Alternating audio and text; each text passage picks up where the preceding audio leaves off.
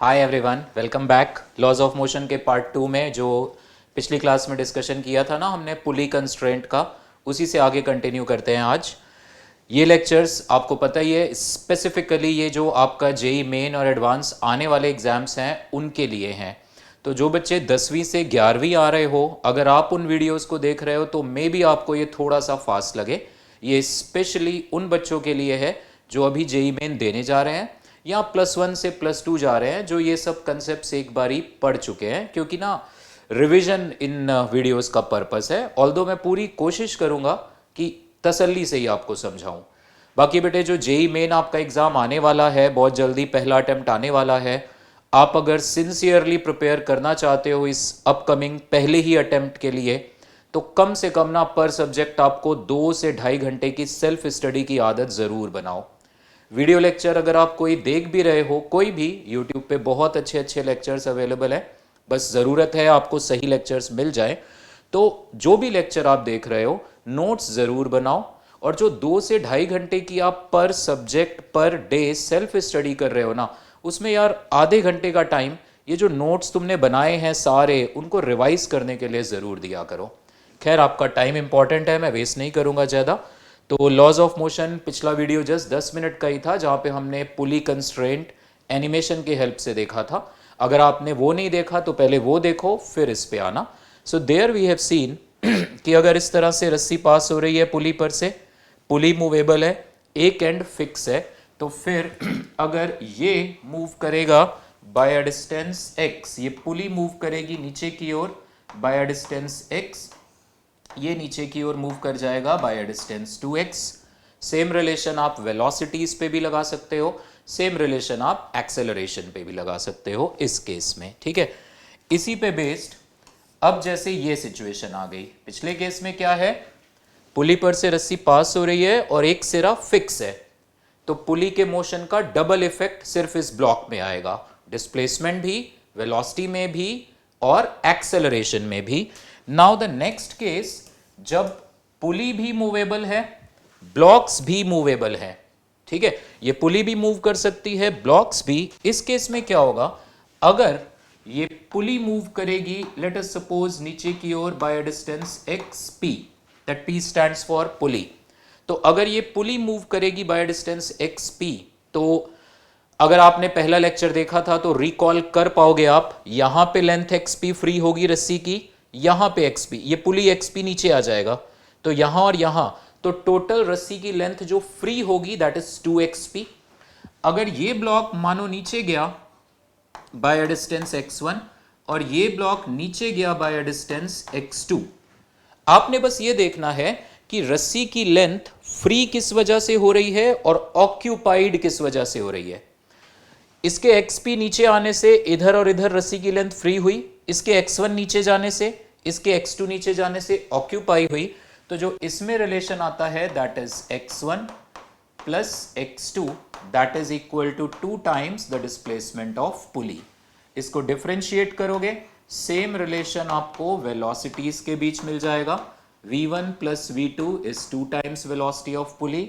इसको फिर एक बार डिफरेंशिएट करोगे तो सेम रिलेशन आपको एक्सेलरेशंस के बीच मिल जाएगा, दिस वन। सो अगर आपने गौर से देखना है, पुली पर से रस्सी पास हो रही है, पुली भी मूवेबल है, ब्लॉक्स भी मूवेबल हैं, you can use this relation. And always remember, ये सारे रिलेशंस आपने जो यूज करने हैं, यूज देम विथ साइन, ठीक है, साइन के साथ आप यूज करना। जैसे अगर मान लो यहां पे मैं कहता कि ब्लॉक x2 ये ऊपर जा रहा है, तो फिर आप x2 को यहां पे माइनस साइन के साथ सब्सटीट्यूट करते, तो प्रॉपर साइन के साथ इसको यूज करना। ये रिलेशन, जो ये रिलेशन आया वेलोसिटीज, डिस्प्लेसमेंट या एक्सेलरेशन में, ये रिलेशन ना हमारे पास इस कंसेप्ट से भी आएगा कि summation of tension vector dot velocity vector equal to 0। यहां पे वेलोसिटी वेक्टर की जगह हम डिस्प्लेसमेंट वेक्टर भी ले सकते थे। आप सोचोगे ये रिलेशन कहां से आ गया, summation of tension vector dot velocity vector. तो रिमेंबर दैट अगर एक रस्सी इनएक्सटेंसिबल है, जैसे ये वाली रस्सी जो है, जो मैंने येलो कलर से हाईलाइट करके दिखाई है, अगर ये रस्सी इनएक्सटेंसिबल है, लेंथ इसकी नहीं बढ़ सकती, स्प्रिंग की तरह नहीं है, एंड ये रस्सी हमेशा टाइट है, तो the net work done by this string will be zero. The net work done, एक छोटे से एग्जांपल से आपको समझाता हूं। मान लो ये सिंपल सी आप सिचुएशन देखो, ये हमारे पास एक ब्लॉक है ब्लॉक नंबर 1, ये रस्सी है, और ये हमारे पास एक दूसरा ब्लॉक है, ब्लॉक नंबर 2। ठीक, ये जो बीच में रस्सी है, मैं इसकी बात कर रहा हूं। ये रस्सी इनएक्सटेंसिबल है, मासलेस है रस्सी। मासलेस रस्सी में आपको पता है through out the tension force remain same, तो ऐसे टेंशन आएगा। नाउ ये ब्लॉक्स इधर मूव करेंगे, तो ये वाला ब्लॉक भी इधर मूव करेगा। क्योंकि रस्सी की लेंथ कांस्टेंट है, तो ये दोनों ब्लॉक्स का डिस्प्लेसमेंट हमेशा बराबर होगा। तो इस केस में अगर मैं आपसे कहूं what is the work done by string, ठीक है, I am asking you net work done by string. मैं आपसे कहूंगा what is the work done by string on block 2, तो खाली इस टेंशन फोर्स का वर्क लेंगे। और ये आपको पता ही है कि ये जो एरो मैंने लगा रखा है, this is the force by the string on the block. ठीक है, by the string on the block ये फोर्स है। तो अगर मैं आपसे बोलूं net work done by string, तो इस जगह पर यहां पर अगर मान लो इसका डिस्प्लेसमेंट x हो रहा है, इसका भी डिस्प्लेसमेंट x हो रहा है, यहां पे टेंशन फोर्स का वर्क डन आएगा माइनस टी इंटू एक्स, क्योंकि ये डिस्प्लेसमेंट और फोर्स उल्टे हैं। यहां वर्क डन आएगा plus T into X, this will be equal to 0। बड़ा बेसिक सा एग्जांपल मैंने लेके बताया। इवन इफ रस्सी के टेंशन और ब्लॉक के डिस्प्लेसमेंट में कोई एंगल हो, तो वहां पे कॉस थीटा एंगल आ जाएगा। मतलब net work done by a string is 0 if it is inextensible and always tight. ठीक है, तो उसी से ये रिलेशन हमारे पास आया है, summation of T vector dot velocity vector equal to 0 या T vector dot displacement. T vector dot acceleration vector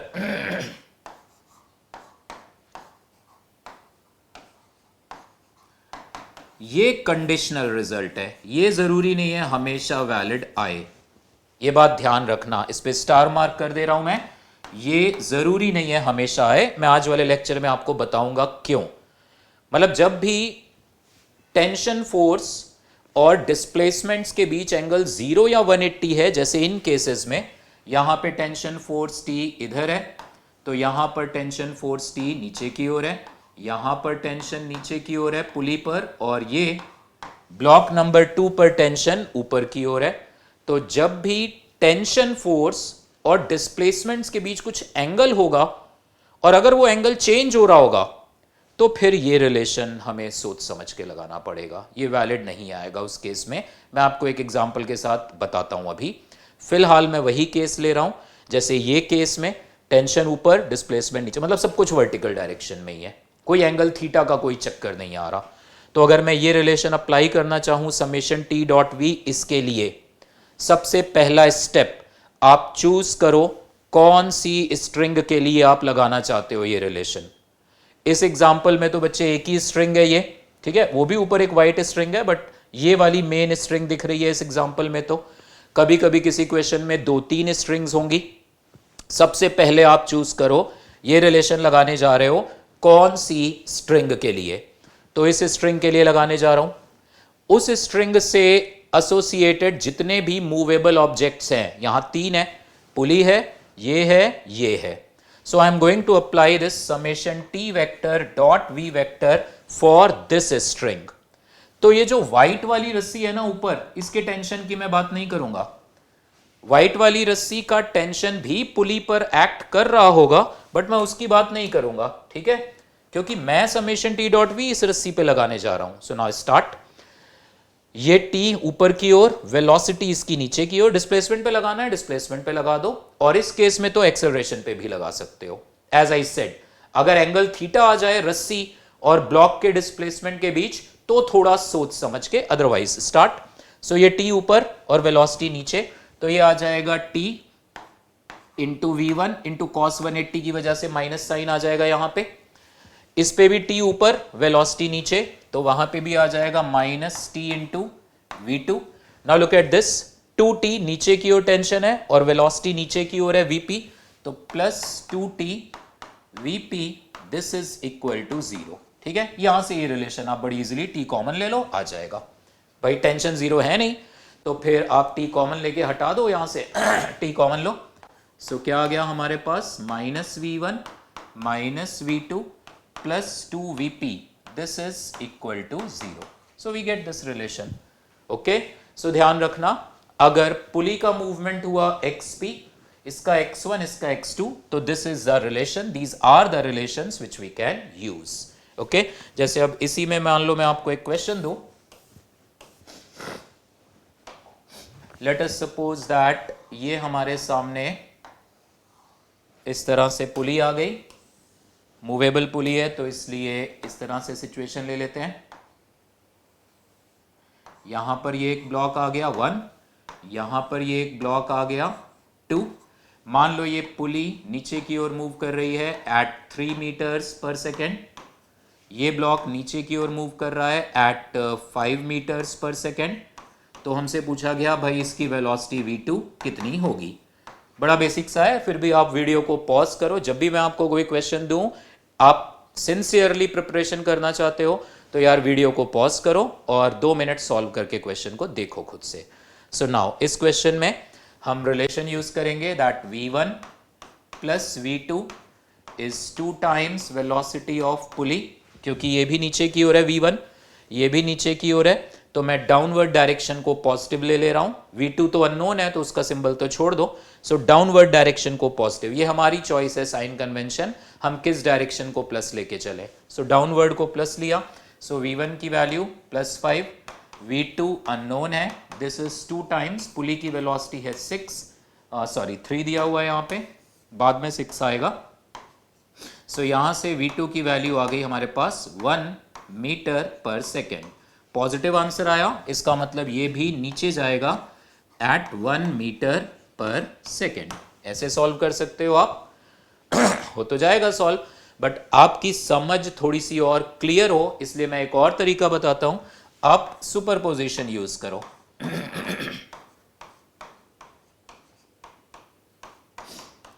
superposition मतलब एक एक करके मोशन करो, ये भी मूव कर रहा है वो भी मूव कर रहा है, आप इनको एक एक करके, मान लो पहले ये रुका हुआ है, तो अगर ये 1 kg ब्लॉक को मैंने रोक दिया है, लेट अस सपोज इसकी वेलोसिटी 0 है, तो फिर ये पहला वाला कंसेप्ट लगेगा कि पुली के मोशन का डबल इफेक्ट इस पे आएगा। तो अगर ये रेस्ट पर है तो पुली एक साइड फिक्स है, तो ये 3 से नीचे, तो ये 6 से नीचे जाएगा, तो इट विल बी 6 मीटर पर सेकेंड। पहला स्टेप हो गया।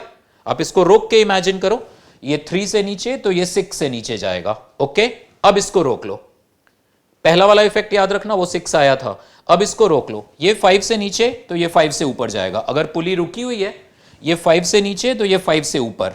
सो नाउ चेक, इसकी वजह से 6 से नीचे 5 से ऊपर, नेट वेलोसिटी आ गई 1। तो जो प्रैक्टिस खूब करोगे वो आप सिंपली इसी तरीके से सॉल्व कर दोगे। ओके, आगे चलते हैं। नेक्स्ट ये क्वेश्चन है हमारे सामने, आप ट्राई कर लो इसको, इसमें वेलोसिटीज जस्ट मैंने चेंज कर दी है। तो यहां पर हमें ब्लॉक 1 की वेलोसिटी दी है 2 मीटर पर सेकेंड, पुली की वेलोसिटी इस बार ऊपर की ओर दी हुई है 4। आप वो सुपरपोजिशन यूज करो, देखो वर्बली आंसर आएगा पहले इसको रोक लो, अगर वो 4 से ऊपर जा रहा है, ये रुका हुआ है, तो इसकी वेलोसिटी ऊपर की ओर आनी चाहिए है 8, दिस इज 8। अगर ये रुका हुआ था तो वो 4 से ऊपर तो ये 8 से ऊपर। नाउ इसको रोक लो, ये 2 से नीचे तो वो 2 से ऊपर जाना चाहिए, सो +2, तो इसकी वेलोसिटी आ जाएगी 10। आप वो फॉर्मूला लगा के सॉल्व कर लो, that is v1 plus v2 is 2 times velocity of pulley, और अपवर्ड डायरेक्शन को मैं प्लस ले रहा हूं, सो अपवर्ड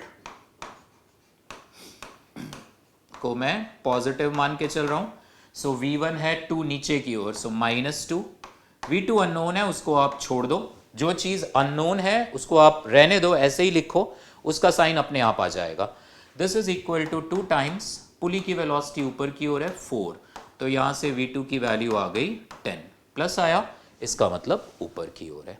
ठीक है, अगले कंसेप्ट पे आते हैं, आप सॉल्व करना इसको। ये रहा क्वेश्चन हमारे सामने। अब यहां पे ये ऊपर वाली पुली तो फिक्स है, मान लो इस ब्लॉक 1 की वेलोसिटी है ऊपर की ओर लेट अस से 4 मीटर्स पर सेकेंड।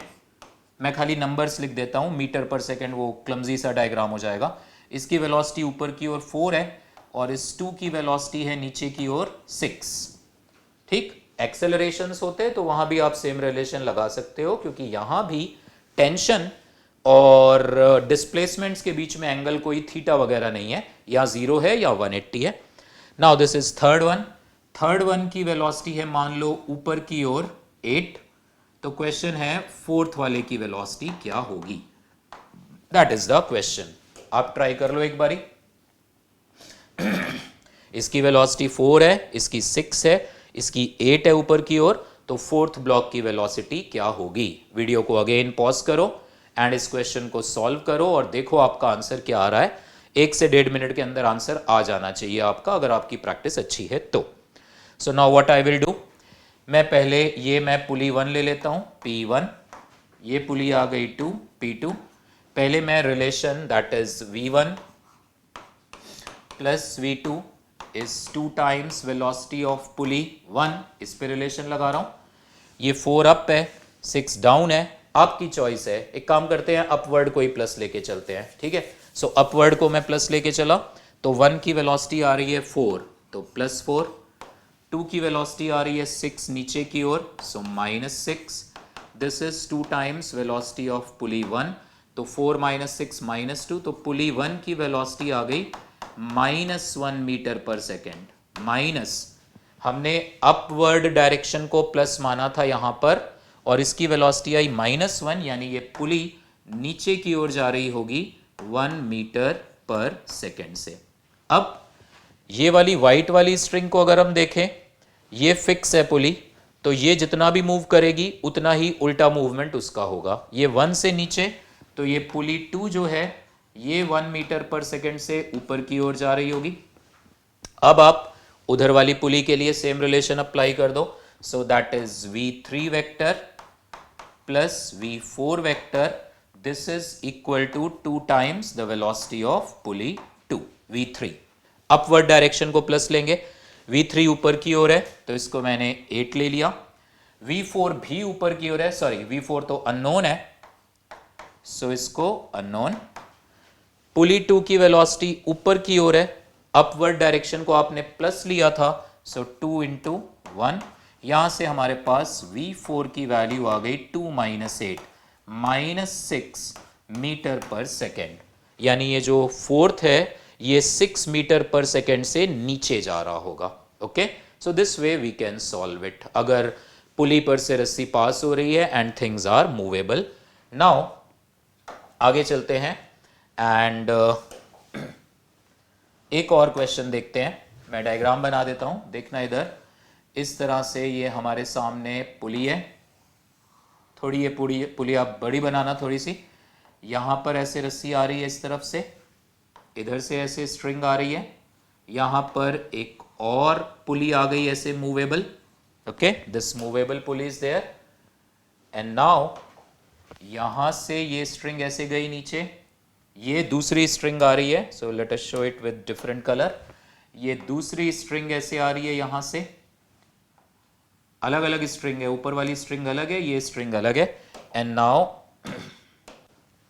यहां पर एक ब्लॉक है, this block is of mass m1, और यहां पर एक ब्लॉक है, this block is of mass m2।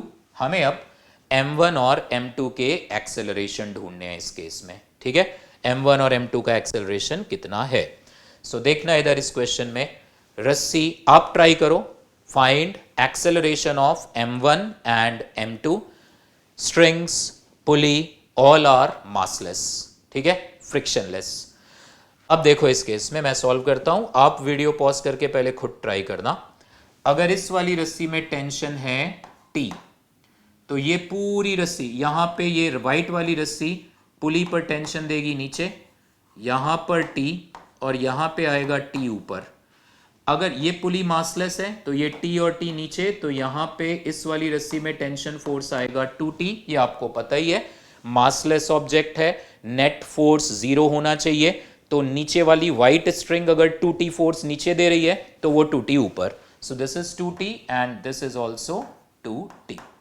अब मान लो इसका एक्सेलरेशन ऊपर की ओर है a1 एंड इसका एक्सेलरेशन नीचे की ओर मैं मान लेता हूं a2।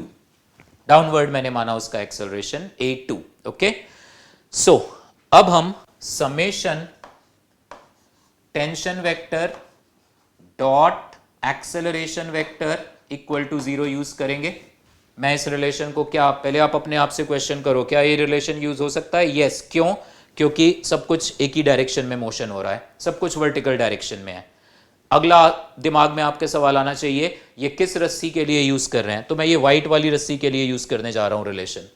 सो व्हाइट स्ट्रिंग से अटैच्ड जो भी मूवेबल बॉडीज हैं, ये m1 मूवेबल है, m2 मूवेबल है, पुली मूवेबल है। ये वाली टेंशन मैं काउंट नहीं करूंगा, मैं व्हाइट वाली रस्सी के लिए अप्लाई कर रहा हूं। सो नाउ ये अगर टेंशन T ऊपर, वो A2 नीचे, तो वो डॉट प्रोडक्ट में cos 180 आएगा। सो -T इंटू A2 आएगा। अच्छा, ये A1 से अगर ऊपर जाएगा तो ये पुली ऑफ कोर्स A1 से नीचे आएगी, साफ साफ दिखाई दे रहा है हमको, क्योंकि ये वाली जो रस्सी है ये फिक्स पुली पर से पास हो रही है। तो ये अगर ऊपर आएगा जितना, ये पुली उतना नीचे जाएगी। अब व्हाइट वाली रस्सी को भूल जाओ, आप जस्ट इस हिस्से को देखो ना, डायग्राम को, ये वाली रस्सी देखो, फिक्स पुली पर से पास हो रही है, तो ये जितना ऊपर जाएगा m1, ये पुली उतना नीचे आएगी। सो पुली पर ये T और T 2T नीचे की ओर, A1 भी नीचे की ओर, तो इसके लिए रिलेशन आएगा plus 2T A1। And look at this, ये वाली रस्सी, ये वाली टेंशन की मैंने बात नहीं कर दी, मैं व्हाइट वाली रस्सी के लिए summation T dot A use कर रहा हूं। सो ये T ऊपर और A1 ऊपर, so plus T A1 equal to 0। तो यहां से हमारे पास T कॉमन ले लोगे आप, ये आ जाएगा -A2 plus 3A1, this is equal to 0। So from this you will get the relation that ये 0 हो नहीं सकता, this is 0, A2 equal to 3A1। तो इस ब्लॉक का एक्सेलरेशन m2 का m1 के एक्सेलरेशन का 3 गुना। सुपरपोजिशन प्रिंसिपल से समझ लो इसको। ओके, सुपरपोजिशन प्रिंसिपल से समझो। मान लो पहले ये चीज़ अगर मैं ऐसे फिक्स, मैं खाली इस पुली को चलाऊं, ऑफ कोर्स ये पुली चलेगी तो ये भी ऊपर आएगा, जस्ट सुपरपोजिशन। अगर ये पुली x नीचे आएगी और ये फिक्स है, तो ये 2x नीचे जाएगा। मैंने कहा था ना, एक एक करके सोचो आप। लेट्स से m1 रेस्ट पे है, ये पुली x नीचे आएगी तो वो 2x नीचे जाएगा। हो गया? नाउ पुली को रोक लो, अगर ये ऊपर आएगा x, तो यहां पे ये x लेंथ कम होगी, ये ऊपर आएगा x तो ये x नीचे जाएगा, तो इसलिए ये 3x आ रहा है। इसके x ऊपर जाने से ये x, या एट वन गो अगर समझो तो m1 अगर x ऊपर गया, ठीक है, m1 के x ऊपर जाने से ये x नीचे गया, m1 के x ऊपर जाने से पुली भी x नीचे आई, और पुली के x नीचे आने से ये दुगना नीचे आया 2x। तो वहां से भी कह सकते हो m2 का डिस्प्लेसमेंट m1 के डिस्प्लेसमेंट का 3 गुना। बाकी जो इसमें वो सब सिंपल है, जैसे m2 का एक्सेलरेशन नीचे है तो इसलिए m2 के लिए फोर्स की इक्वेशन बनेगी m2g minus T that is equal to m2a2। m1 का एक्सेलरेशन ऊपर है तो अपवर्ड डायरेक्शन वाले फोर्सेस बड़े होंगे, तो m1 के लिए इक्वेशन बनेगी 3t minus m1g is m1a1। आप देखा करो, जिस डायरेक्शन में एक्सेलरेशन आपने माना है उस डायरेक्शन को प्लस लेके चल पड़ो इन इक्वेशंस के लिए। m1 के लिए मैंने अपवर्ड डायरेक्शन को प्लस मान लिया, इसलिए 3t माइनस m1g, 2ta और ta, 3t minus m1g is m1a1, उसके लिए भी वैसे ही। सो इस तरह से आप ये क्वेश्चन को सॉल्व कर सकते हो। अब एक और चीज़ बता दूं, फिर इसके बाद जो अगला वीडियो होगा उसमें मैं वेज कंस्ट्रेंट की बात करूंगा। हम एट ए स्ट्रेच भी रख सकते थे लेक्चर्स, आप हो सके तो शेयर कर लेना हमारे साथ कि एट ए स्ट्रेच आपको ठीक लगते हैं, या ऐसे 30-40 मिनट्स के जहाँ पे एक्सक्लूसिवली हम कुछ लिमिटेड कंसेप्ट, जैसे अब लॉज ऑफ मोशन में pulley constraint, wedge constraint, pseudo force के एप्लीकेशंस, ये मेन 3 चीज़ें हैं। बाकी तो सिंपल क्वेश्चंस तो और भी कई हैं, हो सकता है जेई मेन में सिंपल आ जाए। और एक बात मैं आपसे कहना चाहूँगा बेटे, अगर आप प्रिपरेशन कर रहे हो ना, कोई भी चैप्टर छोड़ना नहीं है। आप लोग सोचो कि यार ये इजी चैप्टर्स हैं, इनको कर लेते हैं, टफ है छोड़ देते हैं उनको। बेटा टफ चैप्टर है, आप बोलो रोटेशन टफ है, मान लो हो सकता है रोटेशन में क्वेश्चन ही बड़ा इजी आ जाए। आप बोलो काइनेमेटिक्स तो बहुत आसान है, काइनेमेटिक्स का कोई टफ क्वेश्चन उठा के डाल दे, एयर रेजिस्टेंस इंक्लूड कर दें, फोर्स इज प्रोपोर्शनल टू कुछ वी स्क्वायर वगैरह कर दें, इंटीग्रेशन पूरा आ जाए, आता हो आपको बट स्टिल टाइम लग जाए आपको सॉल्व करने में। इसलिए ना चैप्टर कोई छोड़ना नहीं है, कोई भी चैप्टर आपने छोड़ना नहीं है। टफ है स्टिल आपको ना उसके बेसिक्स तो अच्छे से आने चाहिए, क्योंकि कुछ पता नहीं है किस चैप्टर से इजी आएगा किस से टफ। और जनरली ये ट्रेंड रहता है, ऑलमोस्ट हर चैप्टर को टच जरूर किया जाता है, ऑलमोस्ट हर चैप्टर से एक आधा क्वेश्चन जरूर होगा। ठीक है, सो ये जो मैं आपको बता रहा था कि समेशन टी डॉट वी तो आप आराम से अप्लाई कर सकते हो, but summation T dot A के लिए थोड़ा सा अलर्ट, तो उस पे बेस्ड ये क्वेश्चन देखना। जैसे ये हॉरिजॉन्टल सरफेस पर बच्चे मान लो ये एक ब्लॉक है मास m1 का, यहां से अब ये स्ट्रिंग जा रही है, लेट्स से ये स्ट्रिंग ऐसे गई इधर एंगल पर आ गई ये स्ट्रिंग, एंड यहां पर एक पुली अटैच्ड है इस तरीके से, ये ऐसे सिचुएशन है, एंड देन अगेन ये रस्सी ऐसे जा रही है एंड वहां पर देयर इज अनदर ब्लॉक, ये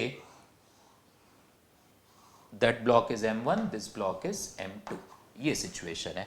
and let us suppose that इस m2 को हम पुल कर रहे हैं by applying a force F। तो मुझे यहां पे चेक करना है समेशन टी डॉट वी और समेशन टी डॉट ए को थोड़ा ढंग से चेक करना चाहता हूं मैं। सो देखना इधर, ये m1 यहां से यहां तक और ये डिस्टेंस मैंने ले ली h। अभी क्या होगा, जब ये m1 आगे जाएगा वो m2 आगे जाएगा उधर, h नहीं बदलेगा, दिस विल रिमेन सेम। ये जगह को आप रेफरेंस मान लो, यहां से m1 तक की डिस्टेंस को मैंने ले लिया x1, ये रस्सी की लेंथ को इस समय मैंने ले लिया l1, ये एंगल इस वक्त है थीटा, और ये डिस्टेंस को मैंने ले लिया x2। तो आप गौर से देखो यहाँ पे थीटा वेरिएबल है, क्योंकि जब वो ब्लॉक आगे जाएगा, ये ब्लॉक आगे जाएगा तो रस्सी टिल्ट होगी, तो थीटा इज वेरिएबल। तो ना फंडामेंटल्स से चलते हैं। फंडामेंटल्स क्या कहते हैं, इस रस्सी की लेंथ कांस्टेंट है, ये रस्सी इनएक्सटेंसिबल है, तो रस्सी की लेंथ कांस्टेंट है, तो इसका मतलब जो है L1 plus x2 that must be equal to capital L, इस येलो वाली रस्सी की पूरी लेंथ। ठीक है, डिफरेंशिएट करो इसको, so when we differentiate it, d by dt of L1 plus d by dt of x2, ये आ जाएगा d by dt of capital L, क्योंकि कैपिटल L कांस्टेंट है 0। नाउ ये भी फिक्स जगह ही है, कभी भी किसी भी मूवेबल ऑब्जेक्ट का फिक्स जगह से डिस्टेंस ये फिक्स है, यहां से ब्लॉक की डिस्टेंस x2 है, तो d by dt of x2 इसकी वेलोसिटी आएगी आगे की ओर, इस डायरेक्शन में इसकी velocity v2, d by dt of x2 को। सो d by dt of L1 को तो मैं ऐसे ही रहने दे रहा हूं, this is d by dt of L1, d by dt of x2 को मैंने v2 लिख दिया इक्वल टू 0, ये मेरी पहली इक्वेशन आ गई। नाउ इधर आओ, यहां पे जरा पाइथागोरस लगाओ आप, तो क्या मिलेगा आपको, L1 square this is equal to h square plus x1 square, ये रिलेशन आया इनमें, इसको जरा डिफरेंशिएट करो। So 2 times L1 into D by D T of L1, h constant है 0 आ जाएगा उसका differentiation, 2 times x1 into D by D T of x1, ये आया हमारे पास। यहाँ से ये 2 और 2 कैंसिल हो जाएगा, L1 d by D T of L1 की वैल्यू मैं माइनस V2 पहली इक्वेशन से सब्सटीट्यूट कर दूंगा, माइनस V2 आ गया, this is x1 and d by D T of x1 ये फिक्स जगह है, यहां से ये x1 डिस्टेंस है, तो d by D T of x1 इस m1 की वेलोसिटी आएगी, और क्योंकि ये इधर जा रहा है तो x1 टाइम के साथ कम हो रहा है, that's why I can put d by D T of x1 as minus V1। तो यहां से हमारे पास रिलेशन आ जाएगा, माइनस माइनस कैंसिल हो जाएगा, V2 is equal to x1 by L1 times V1, this is V2 is equal to V1 times x1 upon L1 को आप लिख दोगे cos थीटा, ये रिलेशन आ गया बेटे, ये समेशन t डॉट v से भी हमें मिलेगा। So V2 is equal to V1 cos theta आ गया। अब सुनना आगे, अब आपने कहा कि now I want the relation for acceleration, so V2 equal to V1 cos theta आ गया। अब गौर से सुनना, ठीक है, आप समेशन T डॉट V से भी करो, सेम रिलेशन आएगा, मैं करके दिखाता हूं अभी।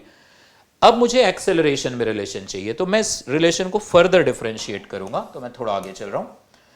सो इसको हम फर्दर डिफरेंशिएट करेंगे तो क्या आ जाएगा हमारे पास, d by dt of V2, this is d by dt of V1 cos theta.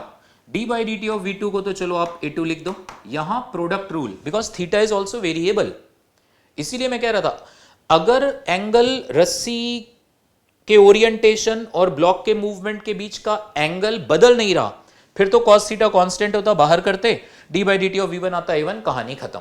But यहां थीटा बदल रहा है, सो यहां पे प्रोडक्ट रूल लगेगा। सो V1 into D by D T of cos theta plus cos theta into D by D T of V1, ये आया। तो ये टर्म हमें कंफ्यूज करेगा, मतलब ये एडिशनल टर्म आ गया, कंफ्यूज तो क्या करेगा, वी गॉट दिस रिलेशन। तो यहां से आ जाएगा A2 is equal to V1 times D by D T of cos theta plus D by D T of V1 हो जाएगा A1 इंटू cos थीटा। सो जो ये रिलेशन था V2 is equal to V1 cos theta, similar relation A2 is equal to A1 cos theta तभी मिलेगा when this term is zero. अगर ये term zero, मानो V1 जीरो है, मैं आपसे कहूं ऊपर उस क्वेश्चन में कि ये ब्लॉक्स की velocity they just started from rest, तो आप कहते हैं अच्छा रेस्ट तो V1 जीरो, V1 जीरो होता तो V2 भी जीरो इस रिलेशन से, क्योंकि थीटा तो नॉन जीरो है, मतलब ये cos थीटा तो नॉन जीरो है। तो अगर मैं क्वेश्चन में कहता कि ब्लॉक्स अभी अभी चलना शुरू हुए हैं, they have just started from rest, ये टर्म जीरो हो जाता, फिर रिलेशन आ जाता।